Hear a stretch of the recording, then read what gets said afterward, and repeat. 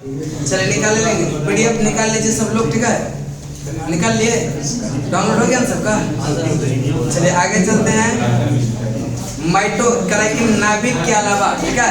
नाभिक के नहीं गया, आ गया जो नया है देख लीजिएगा, Telegram channel lead academy Patna. दूध को गया होगा, बढ़िया दूध को मिला कि नहीं? अरे तब तक बोलिएगा, नहीं हो रहा तब तक हो जाएगा अपना डाउनलोड, क्या तब तक बोलिएगा।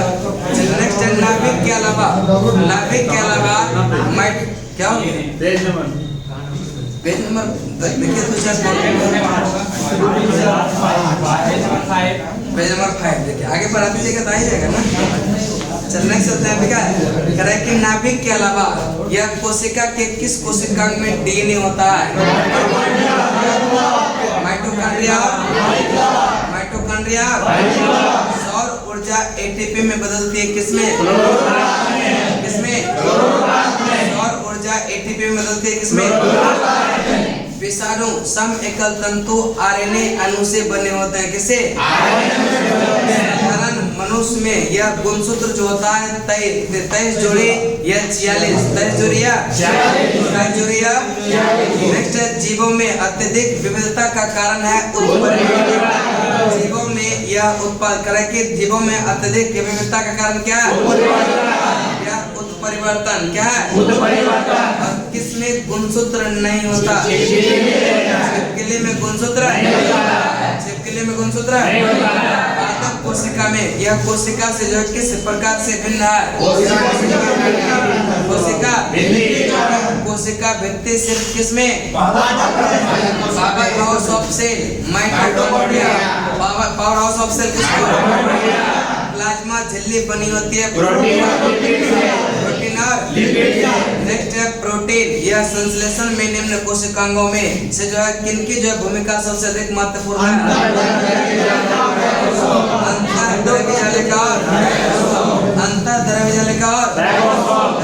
मानव शरीर के किस कोशिकांग में जो है या किस अंग में लसिका कोशिका बनती है? दिल्ली के अलावा लसिका ग्रंथि, थाइमस ग्रंथि और अस्थिमज्जा। दिल्ली के अलावा किसमें? और अस्थिमज्जा। लसिका कोशिका एक प्रकार का श्वेत रक्त कणिकाएं हैं जिसमें टी लिम्फोसाइट और कौन सा कथन जो है प्राणियों के में जो है स्तंभ कोशिका के प्रत्यारोपण के जो है संदर्भ में सही है? पाला है यह प्राणियों में जीवन भर स्वयं गुणन करती है। जीवन भर क्या करती है? और यह अंगों के क्षतिग्रस्त ऊतकों का मरम्मत भी करती है। अंगों के क्षतिग्रस्त ऊतकों का मरम्मत भी करती है। नेक्स्ट ये एक या अधिक प्रकार के विशिष्ट कोशिका को यह बनाने की क्षमता भी प्रकृति यह प्रक्रमित कोशिका मृत्यु के यह कोशिका और आणविक नियंत्रण को कहते हैं क्या? क्या कहेंगे? नेक्स्ट आते हैं हमारे तंत्र में, एक बार इसको रिपीट करते हैं क्या?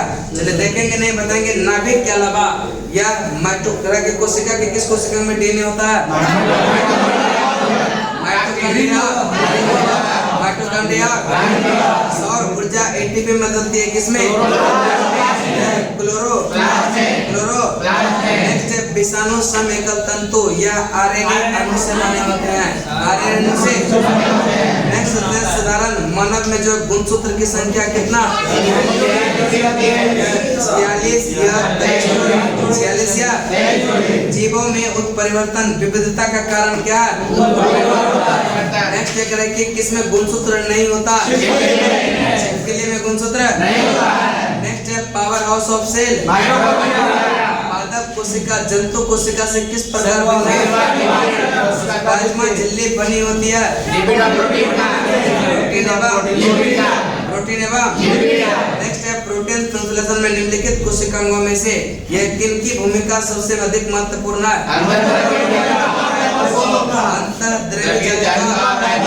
नेक्स्ट है मानव शरीर के किस अंग में लसिका कोशिका बनती है? और दिल्ली के अलावा या लसिका ग्रंथि, थाइमस ग्रंथि और अस्थि। नेक्स्ट कौन सा कथन प्राणियों में स्तंभ कोशिका के प्रत्यारोपण के संदर्भ में सही है? पाला है, ये प्राणी में जीवन भर स्वयं गुणन करती है और ये अंगों के क्षतिग्रस्त ऊतकों की मरम्मत करती है। ये एक या अधिक प्रकार के विशिष्ट कोशिकाओं को बनने की यह क्षमता रखती है। प्रक्रमित कोशिका मृत्यु के यह कोशिका और आणविक नियंत्रण को कहते हैं क्या? क्या कहेंगे? हमारे तंत्र में यह अधिकतम एटीपी अणुओं को यह उत्पन्न करने वाला जो पद है वह क्रेब्स चक्र, कौन सा? और क्रेब्स चक्र संपन्न होता है माइटोकॉन्ड्रिया में। क्रेब्स चक्र कहाँ संपन्न होता है? आनुवांशिक यह विज्ञान का जनक ग्रेगर जॉन मेंडल ने अपने चिर प्रतिष्ठित वंशागति नियमों के यह प्रतिपादित करने में जिस जिधारे का उपयोग किया हुआ कौन सा है? गार्डन पिया। मेंडल के आनुवांशिक का सिद्धांत किस पर आधारित है? जनन, लैंगिक। मेंडल के आनुवंशिकता का सिद्धांत जो किस पर आधारित है? लैंगिक जनन, लैंगिक। नेक्स्ट है जीनोम चित्रण का इनसे संबंध है जीन्स का। नेक्स्ट है जीवों में आनुवंशिक लक्षण संतान में ले जाते हैं। जीन है डीएनए का एक भाग, जीन के भीतर अनुक्रम आधार में परिवर्तन कहलाता है। क्या कहलाता है? नेक्स्ट है किसी भी प्रजाति में गुणसूत्र की संख्या अस्थिर होती है, कांस्टेंट होती है। अभी बता देना, किसी भी प्रजाति में गुणसूत्र की संख्या क्या होती है? अस्थिर होती है, कांस्टेंट होती है। नेक्स्ट है जीव कोशिका में आनुवंशिक लक्षणों के निर्धारण में यह उत्तरदायी होता है कौन? डीएनए। कौन बात? एक बार रिपीट बताएंगे। प्रक्रमित कोशिका मृत्यु के यह कोशिका और आणविक नियंत्रण को कहते हैं क्या? एपोप्टोसिस। क्या कहेंगे? हमारे तंत्र में अधिकतम एटीपी अणुओं को उत्पन्न करने वाला पद कौन सा? क्रेब्स चक्र। और इसका खोजकर्ता कौन? और क्रेब्स चक्र कहाँ संपन्न होती है? माइटोकॉन्ड्रिया। आनुवंशिक यह विज्ञान का जनक किसको? ग्रेगर जॉन मेंडल ने अपने चिर प्रतिष्ठित या वंशागति नियमों के प्रतिपादन करने में यह जिस जिधारे का उपयोग किया हुआ कौन सा है? गार्डन पे। मेंडल की आनुवंशिकता का सिद्धांत किस पर आधारित है? लैंगिक जनन। जीनोम का चित्रण किससे संबंध है? जीन्स का। जीवों में आनुवंशिक लक्षण संतान में ले जाते हैं किसके द्वारा? किसके द्वारा? जीन है डीएनए का एक। जीन क्या है? नेक्स्ट जीन के भीतर अनुक्रम आधार में परिवर्तन कहलाता है क्या? परिवर्तन। हमारे शरीर में आनुवंशिक इकाई को कहते हैं क्या? जीन। क्या कहेंगे? किसी भी प्रजाति में गुणसूत्र की संख्या क्या होती है? अस्थिर होती है, कांस्टेंट होती है। नेक्स्ट जीव कोशिका में आनुवंशिक लक्षणों के नियंत्रण में कौन उत्तरदायी होता है? नेक्स्ट है प्लवन मान, जिसको कहते हैं जंपिंग जिन के सिद्धांत का प्रतिपादन किया? बारबरा। प्लवन मान जंपिंग जिन सिद्धांत के प्रतिपादन किसने किया? बारबरा। नेक्स्ट चलते हैं डीएनए में उपलब्ध जो है कौन सा यौगिक अमीनो अम्ल नहीं बनाता है? टायरोसिन या अमीनो अम्ल नहीं बनाता है। टायरोसिन या अमीनो अम्ल नहीं बनाता है। जबकि एडेनिन, गुआनिन, साइटोसिन यह तीनों अमीनो अम्ल बनाते हैं। डीएनए में मौजूद शर्करा जो है डीएनए की खोज किसने किया? फ्रेडरिक। राइबोसोम्स होते हैं आरएनए। राइबोसोम्स होते हैं की संख्या की दृष्टि से अब तक ढूंढे हुए और पहचाने हुए जीवों में सबसे अधिक संख्या किसका है? कीटों का। किसका है? कीटों का। आप लोग कुछ फीलिंग आ रहा होगा नहीं? किए हुए हाल ही में नहीं। चलने चलते हैं कह रहे कि मछली नहीं है स्टार फिश, यह दृष्टि भरम है। जो फिश है यहाँ लिखा हुआ वो फिश नहीं है क्या, यह कीट पतंग ये सब है। नेक्स्ट चलते हैं स्टार फिश मछली है क्या, स्टार फिश मछली, जेली फिश मछली, सिल्वर फिश मछली, कैटल फिश मछली, एक फिश मछली, रेयर फिश मछली, क्राई फिश मछली। इसके अलावा जो फिश होगा वो फिश है, बाकी फिश नहीं है। क्राई स्टार फिश मछली है, यह मछली जेली फिश मछली है, जेली फिश मछली, सिल्वर फिश मछली है, कैटल फिश, एक fish, rare fish, crayfish, घोड़ा समुद्री घोड़ा मछली है, समुद्री घोड़ा मछली है लेकिन नहीं। चल नेक्स्ट है करे कि मछली है, समुद्री घोड़ा, अश्विन, हिप्पोकैम्पस, ये सब क्या है, मछली है। सबसे बड़ा स्तनपायी जो है, सबसे बड़ा स्तनपायी और कौन सी दांत वाली व्हेल में विशालतम है, स्पर्म व्हेल। कौन सा अंडे देता है सीधे बच्चा नहीं, कौन सा उड़ने वाला स्तनपायी, उड़ने वाला स्तनपायी, उड़ने वाला स्तनपायी। डॉल्फिन वर्गीकृत कहते हैं, डॉल्फिन वर्गीकृत कहते हैं। नेक्स्ट चलते हैं कह रहे कि उड़ने वाला स्तनपायी कौन सा, चमगादड़। कौन सा, गंगा डॉल्फिन को राष्ट्रीय जलीय जीव का घोषित किया गया 2009 में। निशंस प्राणी कौन सा, ऑटर या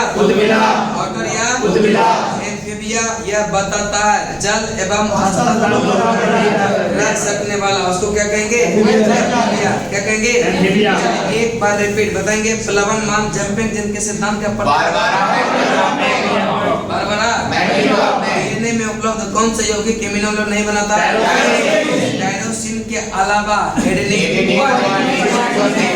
सब क्या होता है, अमीनो अम्ल। नेक्स्ट चलते हैं करें कि डीएनए का खोज जो किसने किया, फ्रेडरिक राइबोजाइम्स होते हैं आरएनए। संख्या की दृष्टि से अब तक ढूंढे हुए और पहचाने हुए जीवों में सबसे अधिक संख्या किसका, यह कीटों का, किसका, यह स्टार फिश मछली नहीं है क्या, बैठिए ना पढ़ लीजिए, कुछ तो पढ़ लीजिए क्या। चलिए नेक्स्ट चलते हैं करे कि अब जब आए इतना दूर से परेशान हो गए, कुछ करके जाइएगा तो लगेगा कुछ किए हैं, ऐसे लगेगा कहाँ पहुँच गए। चल नेक्स्ट चलते हैं करे कि कौन सा दांत वाली व्हेल में विशालतम है, स्पर्म व्हेल। कौन सा, कौन अंडे देता सीधे बच्चे नहीं, एकिडना। कौन सा, नेक्स्ट चलते हैं उड़ने वाला स्तनपायी, डॉल्फिन वर्गीकृत कहते हैं स्तनी में, किसमें, निशंस प्राणी, कौन सा गुण मनुष्य के अन्य सभी वानर गुणों से पृथक करता है, यह जानने की इच्छा।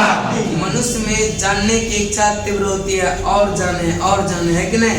ये जो है वानर गुण से क्या करता है, जानने की इच्छा। कभी प्राणी जगत में होमिनोडिया यह महापरिवार के सदस्य जानवर या जातियों को कहा जाता है, और इसमें हिनकपी और एक होता है कौन सा, हिनकपी। और जो छोटे आकार का लघुत्तम आकार का जो कपी होता है उसको कहते हैं क्या, हिनकपी। जैसे कि गिबन, गिबन जो है यह कौन सा है, कौन सा, हिनकपी। उसके बाद महाकपी जो बड़े आकार का मानव नुमा होता है उसको क्या कहेंगे, या मानव, क्या कहेंगे, महाकपी। क्या कहेंगे, महाकपी में आ जाता है, उसे लिख जाना है। चलना सकता है, ठीक है। करे कि नील गाय किस कुल में आती है, नील गाय किस कुल में आती है। नेक्स्ट है करे किस जंतु में खुर नहीं पाया जाता है, इधर में खुर नहीं पाया जाता है। खुर समझते हैं किसको होता है, मतलब खुर नाखून होता है, उसमें नाखून होता है। कैसे गिदल में हाँ नाखून तो सब में होता है, लेकिन खुर एक अलग उसका आकार। नेक्स्ट जो है कह रहा कि कौन सा जो है यह बड़ा आग से रुकी होता है? अस्केबिड। कौन सा सबसे बड़ा आग से रुकी? अस्केबिड सबसे बड़ा आग से रुकी।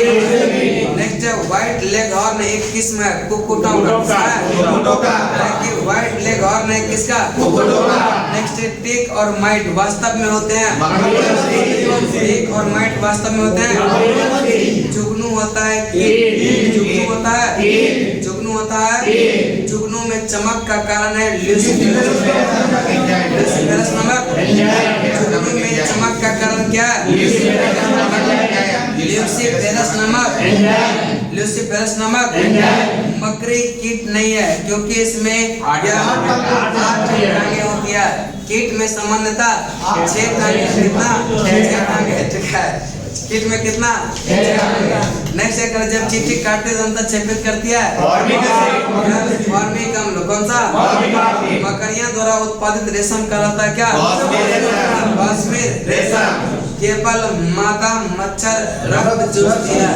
केवल मादा मच्छर क्या होती है? रक्त चूसती है। नर जो है वह रस चूसता है। ठीक है, और आम लाइफ में भी क्या होता है? इसलिए से महिला समय देखिएगा आधा लीटर खून क्या होता है? कम होता है वो रक्त चूसने के लिए। क्या? चलिए नेक्स्ट है कि नर की अपेक्षा मादा के डरने क्या होता है? ठीक है, नर की अपेक्षा मादा के डरने भी क्या होता है? बड़े होता है। एक बार रिपीट करते हैं बढ़ाएंगे। हिंद कपे किसको? जो लघुत्तम आकार का कपे होगा उसको कहेंगे जैसे कि गिबल। या क्या? हिंद कपे। और मानव नुमा जो कि बड़े आकार का कपे होगा उसको क्या कहेंगे? महाकपे। क्या कहेंगे? महाकपे। इसी के होगा ये सब क्या होता है? महाकपे होता है। महाकपे नीलगाय किस कुल का? हिरण कुल का। किसका? नेक्स्ट होता है किस जंतु में खुर नहीं पाया जाता? ऑक्टोपस एक क्या है? मृत्यु पक्षी। बड़ा आकाशोरी के कौन सा? अस्केबिड। कौन सा? व्हाइट लेग हॉर्न एक किस्म है किसका? टिक और माइट वास्तव में होते हैं। मकड़ी। यह जुगनू होता है। जुगनू में चमक का कारण क्या है? ल्यूसिफेरस नमक। मकड़ी कीट नहीं है क्योंकि इसमें कितने टांगे? नेक्स्ट जब चींटियां काटते तो उसे मकड़ियों द्वारा उत्पादित रेशम कहलाता है। केवल मादा मच्छर रक्त चूसती है। कथन क्या? सही है। नेक्स्ट है नर की अपेक्षा मादा के डरने भी करता है। बड़े बड़े होते हैं। कि कौन सा यह प्राणी अपने आंत में जल का संग्रह कर लेता है? ऊंट। कौन सा? कि कौन सा प्राणी जो अपने आंत में यह जल का संग्रह कर लेता है? कौन सा जानवर बिना पानी पिए सबसे लंबी अवधि तक रहता है? कंगारू। कंगारू।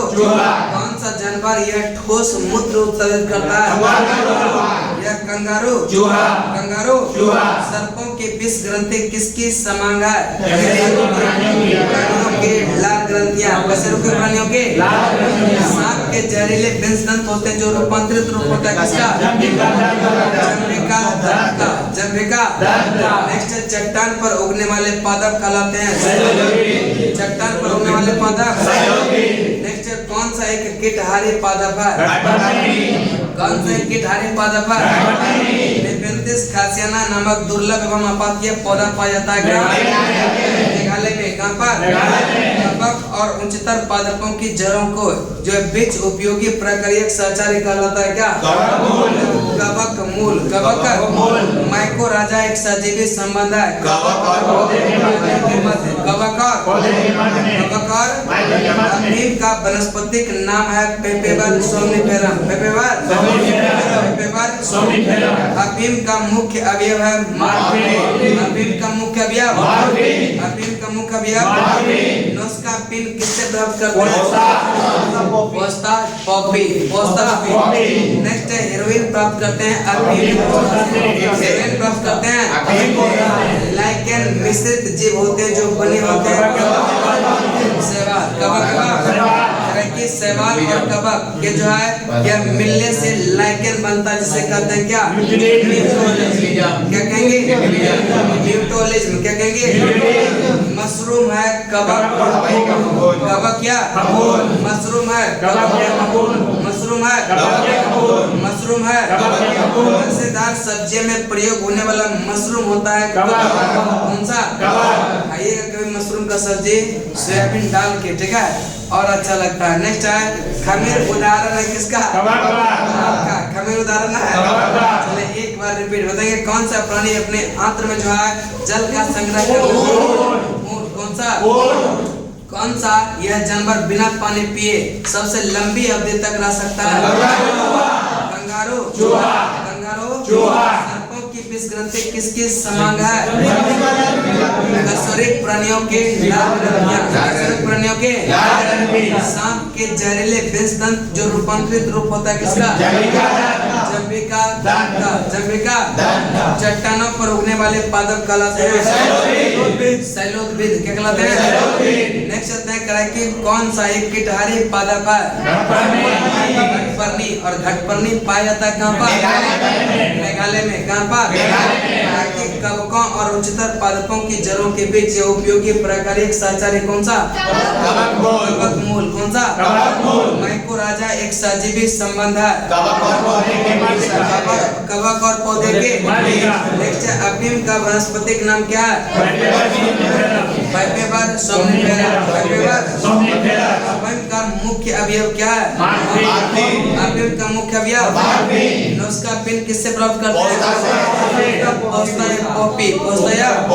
नेक्स्ट हेरोइन प्राप्त करते हैं अफीम पोस्ता। अफीम लाइकेन मिश्रित जीव होते हैं जो बने होते हैं शैवाल और कवक के ये मिलने से लाइकेन बनता है, इसे कहते हैं क्या? म्यूटोलिज्म। क्या कहेंगे? मशरूम है कवक। नेक्स्ट है मशरूम क्या है? रसेदार सब्जियों में प्रयोग करते हैं जो मशरूम क्या चीज है? खमीर उदाहरण है। नेक्स्ट है पपीते में पीले रंग का कारण है कैरिका। पपीते में पीले रंग का कारण पीला रंग का कारण सेब के फल में जो लाली का कारण है और अधिकांश कीट यह शोषण करते हैं वातक। अधिकांश कीट यह शोषण करते हैं। पौधे द्वारा ली गई विकिरण ऊर्जा परिणाम देती है किसका? जल का प्रकाश अपघटन। जल का स्पंजी टिश्यू जिसको कहते हैं एक ऐसी गंभीर समस्या है जिसके कारण आम के कौन सा प्रजाति जो है वो प्रभावित होता है? अल्फांसो। यह स्पंजी टिश्यू के कारण यह क्या होता है? पकने के बाद भी काफी खट्टा लगता है, इसलिए इसका बिक्री जो है यह प्रभावित हो जाता है। यह कौन सा? अल्फांसो। कौन सा? शहतूत का फल है शहतूत का फल। शहतूत का फल किस समूहों के जीवों का डूबने से हुई मृत्यु का पता लगाने में? डाइटम। कौन सा? मिर्च का तीक्ष्णता का यह किसके कारण? उपस्थिति कैप्सेसिन के। मिर्च का लालीपन वह किसके? कैप्सेसिन। नेक्स्ट चलते हैं कि कौन सी गैस प्राचीन पृथ्वी के वायुमंडल से अनुपस्थित था? ऑक्सीजन। कौन सा? कौन सा जो है यह पृथ्वी के वायुमंडल से अनुपस्थित था? ऑक्सीजन ही पहले पृथ्वी पर नहीं था। वर्तमान प्रमाण के अनुसार यह पृथ्वी पर जीवन का जो उद्गम है यह लगभग 2 अरब वर्ष। पृथ्वी का सबसे पुराना जीव जो है पृथ्वी का सबसे पुराना जीव। नेक्स्ट डार्विन द्वारा प्रस्तुत यह प्राकृतिक क्रम जो आधारित है overproduction struggle for existence and variation. Survival of the next विकासवाद का सिद्धांत किसने दिया? डार्विन ने। किसने? विकासवाद का सिद्धांत किसने? विकास के परिवर्तन सिद्धांत का प्रतिपादन एक बार रिपीट, पपीता में पीले रंग का कारण, सेब के फल में लाली का कारण, अधिकांश कीट शोषण करते हैं, पौधे द्वारा ली गई विकिरण ऊर्जा परिणाम देती है। उसके बाद है स्पंजी टिश्यू एक ऐसी गंभीर समस्या जिससे कौन सा आपकी अल्फांसो, कौन सा दूध का फल है। नेक्स्ट है किस समूह के यह जीवों का जो डूबने से मृत्यु का पता लगाया। मिर्च का तीक्ष्णता, कौन सा गैस प्राचीन या पृथ्वी के वायुमंडल से अनुपस्थित है। वर्तमान प्रमाण के अनुसार पृथ्वी पर जीव का उद्गम 2 अरब वर्ष। पृथ्वी का सबसे पुराना जीव कौन सा। डार्विन द्वारा प्रस्तुत यह प्राकृतिक वर्ण जो आधारित है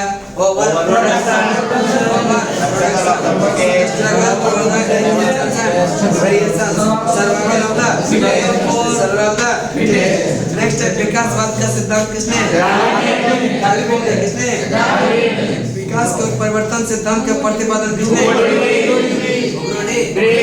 परिवर्तन का सिद्धांत होगरोडी और विकास का सिद्धांत एक जीन एक एंजाइम की अवधारणा विकास का मुख्य कारक है प्राकृतिक विकास का मुख्य कारक आधुनिक मनुष्य का हाल का पूर्वज आर्कियोप्लेटेरिक्स है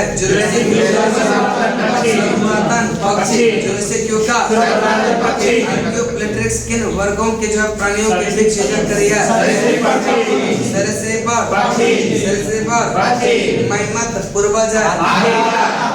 पूर्वज डायनासोर थे परिवर्तन किसने और विकास का सिद्धांत एक जीन एक एंजाइम और ऑपरेशन की अवधारणा विकास का मुख्य कारक आधुनिक मनुष्य का हाल का पूर्वज आर्कियोप्लेटेरिक्स है जुरासिक युग का उसके बाद है आर्कियोप्लेटेरिक्स किन वर्गों के जो है प्राणियों के बीच सृजन करी है। मैमथ पूर्वज डायनासोर थे। उसके बाद आपका आता है जैव विकास। कौन सा जैव विकास चले करें कि निम्न कोटि यानी कि जैव विकास का अर्थ समझिए यह जो है जैसे जीव के क्रमिक परिवर्तन हुआ है यानी अधिकाधिक जीवों की उत्पत्ति ये क्या दर्शाता है। यह जीव का यह क्या होता है जैव विकास हुआ है। जैसे पहले जो था यह मनुष्य के शरीर पर भी क्या होता था बहुत सारा बाल होता था लेकिन धीरे धीरे क्या हो गया यह खत्म हो गया। ठीक है अभी भी होता है किसी किसी पे। ठीक है वह क्या होगा यह धीरे धीरे जैव विकास क्या है यह नहीं कह रहा कि जैव विकास का होना यह किससे सिद्ध होता है। जंतुओं की रचना कायिक एवं रासायनिक भ्रूणीय विकास होना वितरण आदि में जो है विशेष क्रम और आपसी संबंध के आधार पर सिद्ध किया जाता है कि जैव विकास लेमार्क डार्विन और वेलेस डिब्रीज आदि ने यह जैव विकास के संबंध में अपनी अपनी परिकल्पना को सिद्ध करने के लिए जो है उनके इन्हीं संबंधों को दर्शाने के लिए कुछ जो है प्रमाण प्रस्तुत किए और इन्होंने कहा कि यह वर्गीकरण से प्रमाण मिला है कि जैव विकास हुआ है तुलनात्मक शरीर का रचना से जैसे कि चमगादड़ में पंख और मनुष्य में हाथ यह शेर के पंजे ये सब क्या होता है अलग अलग शारीरिक रचना है। इससे भी पता चलता है क्या यह जैव विकास हुआ है। अवशेषी अंगों से प्रमाण संयोजकता जंतुओं से प्रमाण पूर्वजता से प्रमाण तुलनात्मक भ्रूणीय यह से प्रमाण भौतिक या भौगोलिक वितरण से प्रमाण तुलनात्मक कायिक एवं जीवों के जो है रासायनिक से प्रमाण आनुवंशिकता से प्रमाण सबसे बड़ा प्रमाण जो है यह आनुवंशिकी से ही मिला है और पशुपालन से प्रमाण यह रक्षात्मक समरूपता से प्रमाण यह जीवाश्म विज्ञान एवं जीवाश्मों के प्रभाव से प्रमाण मिला है कि जैव विकास हुआ है। उसके बाद आपका है समजात अंग। कौन सा करे कि ऐसे अंग जो कार्यों के लिए उपयोजित हो जाते हैं और जिसके जो है कारण काफी असमान दिखाई देते हैं, परंतु उसका मूल संरचना जो है भ्रूणीय विकास क्या है? यह क्या है? यह एक ही हुआ, ठीक है। यह भ्रूणीय विकास परिवर्तन क्या है? यानी कि सिंपल से समझिएगा कि देखने में डिफरेंट हो, काम भी अलग अलग हो, लेकिन भ्रूणीय विकास क्या हो? एक ही हो। उसको कहते हैं समजात अंग। क्या कहेंगे?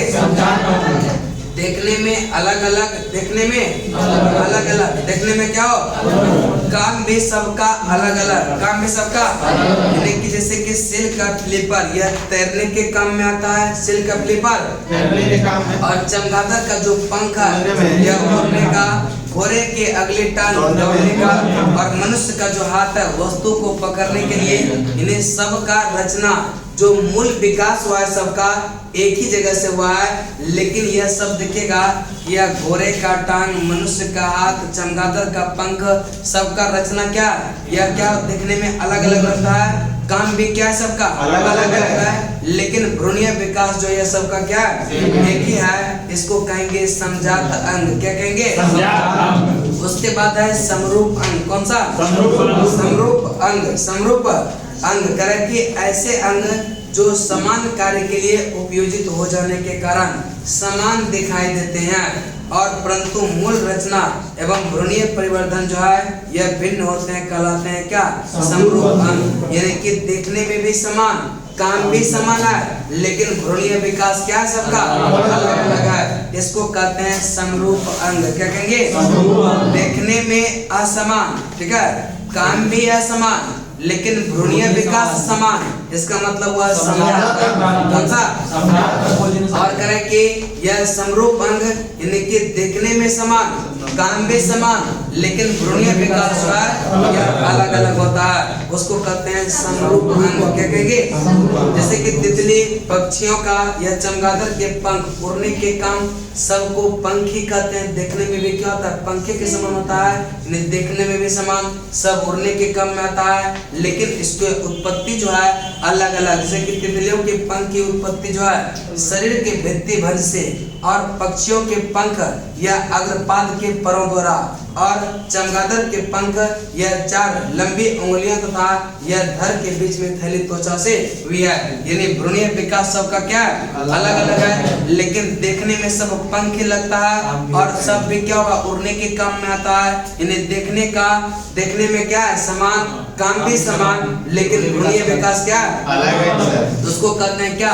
समरूप अंग। उसके बाद है अवशेषीय अंग। करे कि ऐसे अंग जो जीवों के पूर्वजों में पूर्ण विकसित होते थे, परंतु वातावरणीय या परिस्थितियों में बदलाव से इसका महत्व क्या हो गया? समाप्त हो गया, यानी कि इसका कोई महत्व नहीं है। उसी को कहते हैं क्या? अवशेषी अंग। क्या कहेंगे? जैसे कि यह आपका मनुष्य में लगभग अवशेषी अंग जो है वह कितना? 100। कितना है? 100। सर्वप्रथम प्रकाश संश्लेषी जीव कौन सा है? बैक्टीरिया। Cyanobacteria. सर्वप्रथम प्रकाश संश्लेषी जीव कौन सा? Cyanobacteria. पक्षियों का विकास किससे हुआ? पक्षियों का विकास कि जल स्थलचर जीवों का जो विकास हुआ है मत्स्य वर्ग से। किससे हुआ है? और स्तनीय वर्गों में जंतुओं का विकास हुआ है सरीसृपों से। किससे हुआ है? सरीसृपों से। उसके बाद है जीवाश्म, फॉसिल्स। जीवाश्म यानी कि प्राचीन जीवों और पादपों का जो अवशेष हमारे पृथ्वी के अंदर दब गया है, वह चट्टान में यह क्या होता है? परिरक्षित मिलता है। उसी को कहते हैं क्या? जीवाश्म। क्या कहेंगे? यानी कि प्राचीन जीवों एवं पादपों के अवशेष जो कि क्या हुआ? हमारे पृथ्वी के यह चट्टानों यानी पृथ्वी के अंदर यह विद्यमान है, परंतु यह क्या हुआ? समाप्त अथवा विलुप्त हो गया था, और यह बाद में क्या होता है? भूपटल के अंदर चट्टानों में यह तेल के रूप में, खनिज के रूप में मिलती है। उसी को क्या कहते हैं? जीवाश्म कहते हैं, फॉसिल्स कहते हैं, जो कि पहले वह पृथ्वी पर ही पाया जाता था, लेकिन कुछ कारणों के कारण जो हुआ क्या हुआ? यह विलुप्त हो गया, दब के अंदर चला गया, और क्या हुआ? वही आज जो है यह ईंधन के रूप में भी हम लोग को प्राप्त होता है। उसी को क्या कहते हैं? जीवाश्म कहते हैं, फॉसिल्स। जीवाश्म के अध्ययन को कहते हैं क्या? जीवाश्म विज्ञान। क्या कहेंगे? उसके बाद है चैप का विकास का सिद्धांत। पहला है लेमार्कवाद। कौन सा? लेमार्कवाद का सिद्धांत यह 1809 में किस पुस्तक में प्रकाशित हुआ? फिलोसफी का। किस सिद्धांत में कहा गया यह जीवों एवं उसके अंगों में सतत बड़े होते रहने की प्रवृत्ति होती है? यह लेमार्कवाद में कहा कि जीव का जो अंग है उसमें जो है यह दिन प्रतिदिन वृद्धि होने का क्या होता है? प्राकृतिक का देन होता है, प्राकृतिक प्रवृत्ति होती है। यह किस सिद्धांत में कहा गया? लेमार्कवाद में। किसमें? यानी कि इस अंगों का सतत विकास और यह बड़े होते रहने की प्राकृतिक का देन है, प्राकृतिक प्रवृत्ति होती है। यह किस सिद्धांत में कहा गया? लेमार्कवाद में। किसमें कहा गया? और करें कि किस सिद्धांत में कहा गया कि जीवों पर वातावरणीय परिवर्तन का सीधा यानी डायरेक्ट इफेक्ट पड़ता है? यह भी किसमें? लेमार्कवाद में कहा गया कि यह जीवों पर वातावरण का डायरेक्ट इफेक्ट पड़ता है। किसमें कहा गया? लेमार्कवाद। किसमें? उसके बाद करें कि जीवों में विभिन्न अंगों का उपयोग घटता बढ़ता रहता है। किसी अंग का उपयोग ज्यादा होगा, किसी अंग का उपयोग कम होगा। यह जीवों में यह अंगों का क्या होता है? उपयोग घटता बढ़ता रहता है। ठीक है, घटता बढ़ता रहता है। अधिक उपयोग जो करेंगे उसका विकास अधिक होगा, जिसका विकास जो है यह कम उपयोग करेंगे उसका विकास क्या होगा? आप जो है पढ़ते हैं ना, जब पढ़ते हैं देखिएगा, आज अगर बढ़िया से पढ़िएगा 5 घंटा ना तो लगेगा कि मेरा ये भी छूटा हुआ ये भी छूटा हुआ है, लगेगा ना। और नहीं पढ़िएगा ना तो लगेगा कुछ छूटा हुआ ही नहीं है। ऐसा लगता है कि नहीं? लगता है कि नहीं? ये क्या होगा कि जिसका जितना ज्यादा उपयोग करेंगे, अगर माइंड का क्या करेंगे अस्थिर रखेंगे तो आपका माइंड का कोई डेवलपमेंट नहीं होगा। होगा क्या? नहीं पढ़ेंगे तो लगेगा सब कुछ तो जानिए रहे, कोई कंफ्यूजन नहीं होगा क्या? लेकिन जब पढ़ेंगे तो लगेगा कि ये भी चीज छूटा हुआ ये भी चीज छूटा हुआ, सब चीज लगेगा क्या? No study no confusion, more study more confusion. इसलिए से कहा गया यह लेमार्कवाद के सिद्धांत में जिस अंगों का उपयोग ज्यादा करेंगे उसका विकास क्या होगा? और जिसका यह उपयोग कम करेंगे उसका विकास क्या होगा? दायां हाथ और बायां हाथ होता है ना, दायां हाथ में ताकत ज्यादा रहता है क्योंकि इसका उपयोग क्या होता है? बायां हाथ। अब जो बायां हाथ से ज्यादा कम करेगा उसका बायां हाथ में ताकत ज्यादा रहता है, लेकिन ये एक्सेप्शन में रहता है क्या? चल नेक्स्ट आता है कि इसीलिए से लेमार्कवाद के सिद्धांत को कहता है अंगों का कम या अधिक उपयोग का सिद्धांत। अंगों का कम या अधिक उपयोग का सिद्धांत किसको कहेंगे? लेमार्कवाद के सिद्धांत को। लेमार्कवाद के कि जीवों द्वारा यह उपार्जित लक्षणों के वंशागति होता है जिसके फलस्वरूप नई नई जातियां बन जाती है। और यह भी किस सिद्धांत में कहा गया? जीवों का जो है कुछ लक्षण होता है और उसको क्या होता है धीरे धीरे वह लक्षण प्रदर्शित करते करते इतना भिन्न हो जाता है उसको एक नई जाति घोषित कर दिया जाता है। जैसे कि आपका जिराफ का गर्दन धीरे धीरे क्या हो गया? लंबा हो गया। अब उसका प्रजाति क्या हुआ? जितना होगा सबका गर्दन क्या होता है? लंबा हो गया। क्या हो गया? लंबा किया, एक अलग प्रजाति ही बन जाता है। नेक्स्ट आते हैं उपार्जित लक्षणों का अध्ययन को कहते हैं टोंटोलॉजी। क्या कहेंगे? उपार्जित लक्षणों का अध्ययन। उपार्जित लक्षणों का अध्ययन। इसके बाद आपका आता है डार्विनवाद। कौन सा? जैव विकास के संबंध में सर्वाधिक प्रसिद्ध जो है वह डार्विनवाद को ही माना जाता है। किसको? जैव विकास के संबंध में सर्वाधिक जो है प्रसिद्ध ये किसको? किसको? पुरावशिष का महानतम अन्वेषक कहा जाता है डार्विन को। किसको? चार्ल्स डार्विन ने 1809 से या 1882 यह जो है बीगल नामक यह विश्व यह सर्वेक्षण जहाज से जो है पूरे विश्व का भ्रमण किया था 1831 में। 1831 में डार्विन जो रहा था वह धरती पर रहा था 1809 से लेकर के 1882 तक। और इसी बीच यह एक और यह जो है विश्व सर्वेक्षण जहाज से पूरे विश्व का भ्रमण किया था 1831 में। 1831 सभी यह जीवों में यह प्रचुर संतानोत्पत्ति करने की क्षमता होती है। डार्विनवाद सिद्धांत में कहा गया कि जितने भी जीव है उसमें जो है संतान की उत्पत्ति करने का प्रचुर क्षमता होता है, यानी कि वह जो है संतान की उत्पत्ति जितना चाहे कर सकता है। यह किस सिद्धांत में कहा गया? डार्विनवाद में। किसमें कहा गया? डार्विनवाद में कहा गया। और कहा कि अतः अधिक आबादी के कारण प्रत्येक जीवों को अपनी आवश्यकता की पूर्ति हेतु दूसरे जीवों के साथ क्या होता है? जीवन भर संघर्ष करना पड़ता है। नौकरी लेने जाते हैं ना, ग्रुप डी का फॉर्म निकलता है कितना? 1 लाख, मतलब वैकेंसी फॉर्म कितना गिरता है? 1 करोड़। अब देखिए कितना है, यह जो है संघर्ष ही है ना, यह अधिक जनसंख्या होने के कारण संघर्ष में क्या है? यह अधिक है। अब संघर्ष जो है यह तो जातीय भी हो सकता है, अंतर जातीय भी हो सकता है। जैसे कि अब वातावरण पे कोई इफेक्ट पड़ेगा तो वहाँ पर भी क्या होगा? आपको संघर्ष करना पड़ता है ना।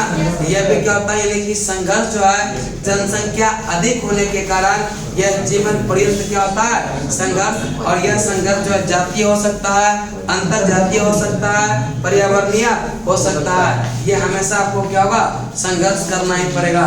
संघर्ष नहीं तो जीवन नहीं। नेक्स्ट है, किसमें कहा गया? इसमें कहा गया दो सजातीय यह जीव आपस में बिल्कुल समान नहीं हो सकता। दो सजातीय जीव जो है यह आपस में बिल्कुल समान नहीं हो सकता। हाथ पैर दिखेगा लेकिन एक का हाथ 6 फीट होगा, एक का क्या होगा? 3 फीट नहीं। चलने से तय करे कि 1.5 फीट होगा नहीं। चलने से तय करे कि ये भिन्नता इनके जनकों के वंशानुक्रम में मिलते हैं। कुछ विभिन्न यह जीव संघर्ष के लिए लाभदायक होती है, जैसे कुछ हानिकारक। अब कुछ संघर्ष जो है क्या होता है? लाभदायक भी होता है और कुछ संघर्ष क्या होता है? हानिकारक होता है। कि जीवों में विभिन्न यह वातावरणीय दशाओं के अनुकूल होने पर वे बहुमुखी जीवन में संघर्ष में क्या होता है? सफल होते हैं। और उपयोगी विभिन्नता यह पीढ़ी दर पीढ़ी इकट्ठी होती रहती है और काफी समय बाद यह उत्पन्न जीवों के लक्षण यह मूल जीवधारियों से इतने भिन्न हो जाते हैं कि क्या होता हुआ? नहीं पड़ जाती। उसके बाद अब कहा है कौन सा? यह नव डार्विनवाद। कौन सा? डार्विनवाद के पश्चात यह इनके समर्थक जो हुआ यह नव डार्विनवाद को जीनवाद के ढांचे में डाल दिया। किसमें? जीनवाद के ढांचे में डाल दिया, और जिसे ही कहते हैं नव डार्विनवाद, यानी कि डार्विनवाद के सिद्धांत को ही इन्होंने क्या किया? उसके समर्थकों ने जीनवाद के ढांचों में डाल दिया, और इसी को कहते हैं क्या? क्या कहेंगे? नव डार्विनवाद के अनुसार यह किस जाति पर कई कारकों का एक साथ प्रभाव पड़ता है, जिससे इस जाति में क्या होता है? यह नई जाति बन जाती है। इसका कारक जो है 4 है।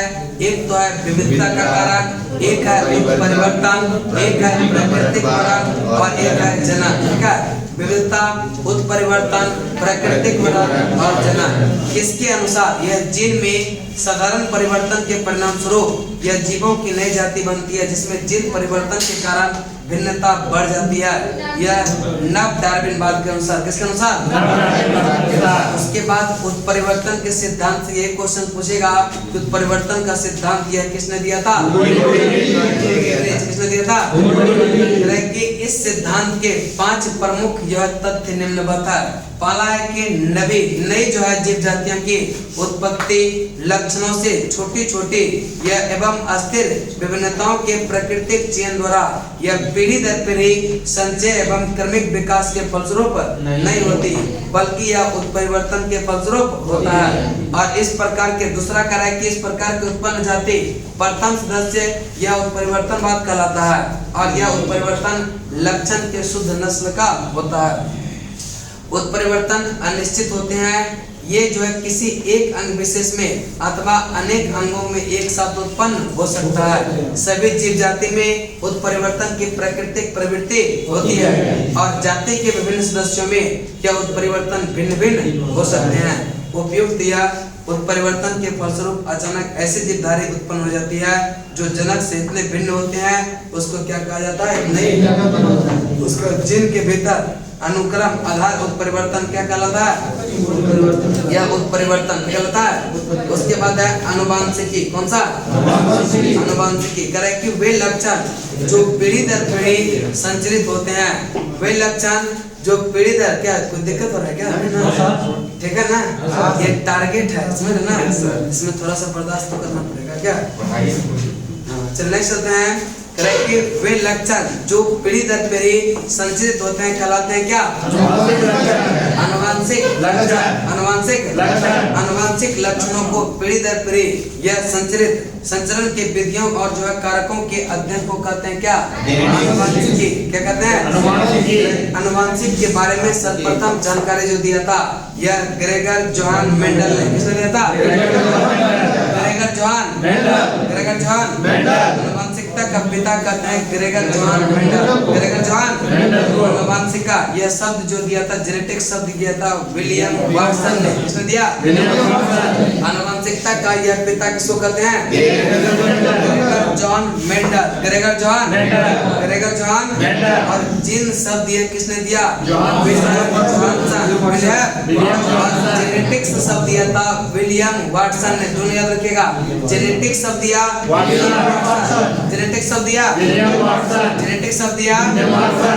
जीन शब्द किसने दिया? अनुवांशिक संबंध यह प्रयोग के लिए जो है मेंडल ने किस पौधे का यह चुनाव किया? पौधे का, मटर के पौधे का। मेंडल ने जो है यह पहले एक जोड़ी विपरीत गुणसूत्रों के वंशानुगति का जो है अध्ययन किया, जिसे क्या कहलाया? एक संकरिया। मेंडल ने पहले एक जोड़ी विपरीत गुणसूत्रों की वंशागति का अध्ययन किया, जिसे कहा गया क्या? एक संकरिया क्रॉस।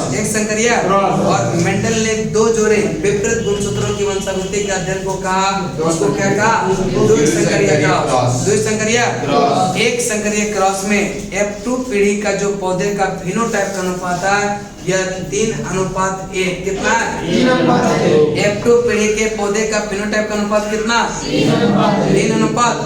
F2 पीढ़ी के जीनोटाइप का अनुपात 1:2:1। ठीक है। यह F2 पीढ़ी में यह जीनोटाइप का अनुपात कितना? 121। याद रखिएगा कि एक संकरिया क्रॉस में जो F2 पीढ़ी में पौधे के फिनोटाइप का अनुपात होता है वह 3:1 और F2 पीढ़ी में जीनोटाइप का अनुपात 121। यानी कि बीच में अनुपात। उसके बाद द्विसंकरीय क्रॉस की बात करते हैं। जब द्विसंकरीय क्रॉस में यह F2 पीढ़ी के फिनोटाइप का अनुपात 93:31 और बीच में अनुपात F2 पीढ़ी का जीनोटाइप का अनुपात याद रखिएगा। जीनोटाइप का अनुपात जो है यह 121, 242, 121, 121, 242, यह किसका? जीनोटाइप का। 121 वाला जो टर्म रहेगा वह जीनोटाइप वाला होगा और 31 वाला जो होगा वह जीनोटाइप का होगा। क्या होगा? जीनोटाइप का। आगे चलते हैं करें कि मेंडल के नियम। ठीक है, मेंडल के प्रभाविता का नियम करें कि एक जोड़ा विपरीत प्रायिक गुणों वाले शुद्ध पिता या माता। देखिए मेंडल का जो प्रभाविता का नियम कहता है यह हमेशा याद रखिएगा यह सिर्फ F1 पीढ़ी में लागू होता है। किसमें? और F1 पीढ़ी में जो लक्षण निर्धारित किया जा रहा था उस लक्षण को निर्धारित करने वाले एक जोड़े जीन में हमेशा प्रभावी होगा और दूसरा क्या होगा? हमेशा अप्रभावी होगा। और इसमें प्रभावी हमेशा अप्रभावी को क्या करेगा? दबा देगा। ठीक है, अप्रभावी को क्या करेगा? दबा देगा और वह अपने गुण को, जो अप्रभावी होगा उसको अपने गुण को प्रदर्शित नहीं करने देगा, जो प्रभावी होगा उसको अपने गुण को प्रदर्शित करने देगा। उसके बाद है पृथक्करण का नियम। पृथक्करण का लक्षण कारकों यानी जीनों के यह जोड़ों के दानों का कारक युग्म बनाते समय पृथक हो जाते हैं और इनमें जो है केवल एक यह कास्ट ही क्या होता है? एक युग्मक में पहुंचता है और इस नियम को क्या कहते हैं? युग्मकों का शुद्धता का नियम। शुद्धता का। उसके बाद है स्वतंत्र अपव्यूहन का जब जो है यह दो जोड़ी विपरीत लक्षणों वाले यह पौधे के बीच जो है संकर कराया जाता है। यह स्वतंत्र अभिवन का नियम में कहता है कि जब दो जोड़ी विपरीत लक्षणों वाले पौधों के बीच संकर कराया जाता है, यह दोनों लक्षणों का पृथक्करण स्वतंत्र रूप से होता है। स्वतंत्र रूप से होता है। एक लक्षण की वंशागति और दूसरे जो है प्रभावित नहीं करता, इसी को कहते हैं क्या? स्वतंत्र अभिवन का नियम। स्वतंत्र अभिवन का नेक्स्ट चलते हैं कि सर्वप्रथम जेनेटिक्स का नाम जो है यह सबसे पहले वाटसन, W वाटसन, और सर्वप्रथम जीन शब्द का प्रयोग जॉनसन। जीवधारियों में जो लक्षण प्रत्यक्ष रूप से दिखाई देते हैं उसको कहते हैं फिनोटाइप। क्या कहेंगे? कि जीवधारियों में जो लक्षण प्रत्यक्ष रूप से दिखाई देते हैं उसको क्या कहते हैं? फिनोटाइप। और जीवधारी के आनुवंशिक यह संगठन का उसका यह क्या कहलाता है? क्या कह रखा है? अरे कि एक ही गुण वाले विभिन्न पर्यायी या रूपों को प्रकट करने वाले लक्षण कारकों को एक दूसरे का क्या कहते हैं? यह एलील कहते हैं, या युग्म विकल्पी। जैसे कि आई मान लीजिए कि यह एक क्या है? जीन है और इसके दो रूप है I1 और IA। ठीक है, IA और I। जैसे कि I क्या है? गुणसूत्र है IA और यह IB, इसका जो है दो अपरूप है। अब यह दोनों मिलकर जो लक्षण प्रदर्शित करता है, दोनों मिलकर जो लक्षण प्रदर्शित करता है उसी को कहते हैं युग्म विकल्पीय एलील। युग्म विकल्पीय एलील। करेक्ट। उसके बाद है कि एक I है और इसके तीन अपरूप है। एक है IA, IB और IO। ठीक है, I इसका तीन अपरूप, एक है IA, B और O। अब ये तीनों मिलकर जो लक्षण को प्रदर्शित करेगा इसको कहते हैं बहुविकल्पी। क्या कहेंगे? बहुयुग्म विकल्पी। ठीक है, बहुयुग्म विकल्पी। ठीक है, बहुयुग्म विकल्पी। उसके बाद अब कहता है एक ही गुणसूत्र पर स्थित जीनों में एक साथ वंशागत होने की प्रवृत्ति पाई जाती है और जीनों की इस प्रवृत्ति को ही क्या कहते हैं? सहलग्नता। क्या कहेंगे? कि एक ही गुणसूत्र पर स्थित यह जीनों में एक साथ वंशागत होने की प्रवृत्ति पाई जाती है, इसको क्या कहेंगे? सहलग्नता। क्या कहेंगे? कि जीन जो एक ही गुणसूत्र पर स्थापित होते हैं और एक साथ वंशानुक्रम होते हैं उसे क्या कहते हैं? संलग्न जीन। क्या कहेंगे? लिंग संलग्न गुणों को एक पीढ़ी से दूसरे पीढ़ी में यह ले जाते हैं। कौन? लिंग संलग्न जीन।